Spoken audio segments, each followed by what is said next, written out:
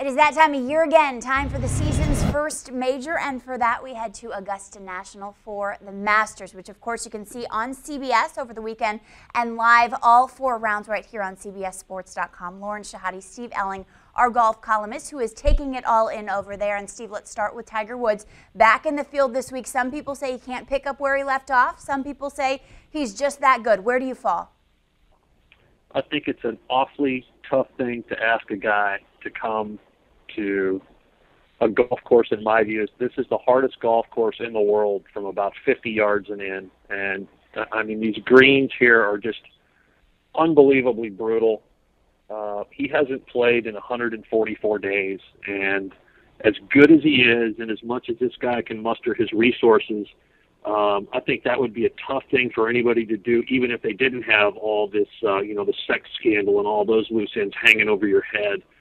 I think there's just way too many balls in the air to juggle right now for him to expect him to realistically contend. I think I could see him finishing in the top 15, but I would personally be very, very surprised if he's, as they like to say, the Masters doesn't begin until the back nine on Sunday, one of the catchphrases they throw around here every year for obvious reasons. Mm-hmm. I'd be stunned if he's one of the guys that's in the mix come the latter stages of this ball game.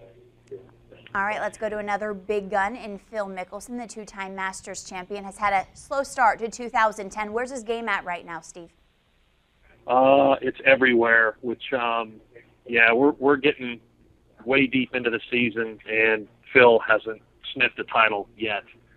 It actually got to the point where last week in Houston, he even actually let one of his wife's doctors, she's been getting her medical treatment in Houston, which is where last week's tournament was situated.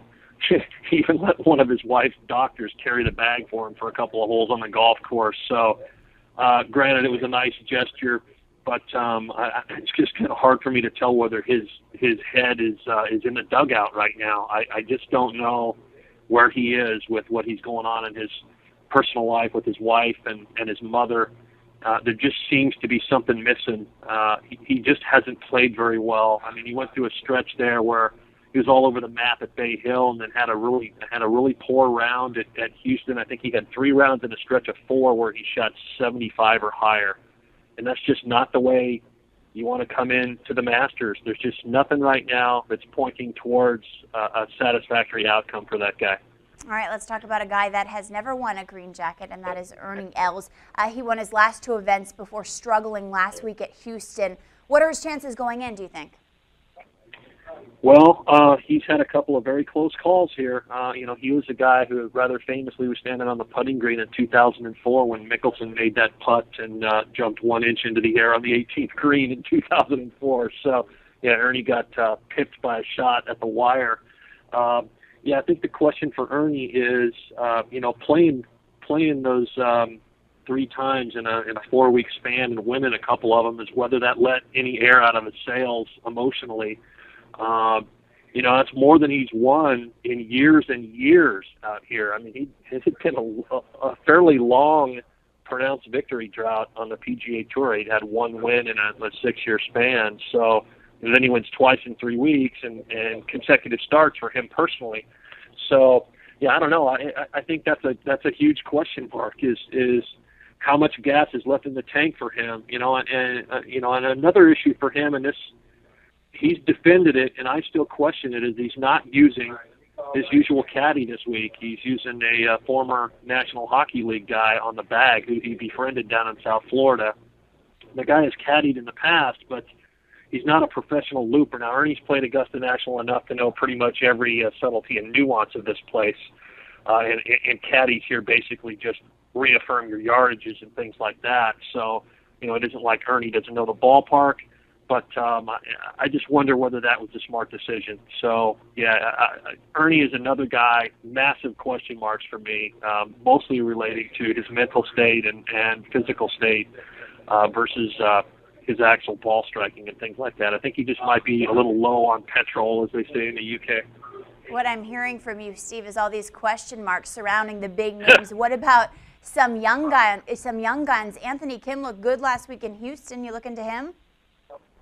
Yeah, I have really not been exactly picking favorites for you, have I? Yeah, no. It's the most wide open Masters that I can remember. I just don't, we could throw Padraig Harrington in there. I mean, he hasn't sniffed it this year either, and he's another guy. I mean, he's the third favorite in the minds of the odds makers, behind Tiger and Phil. So why not Anthony Kim? The guy's certainly got everything in the toolbox that you need. There's no question about that.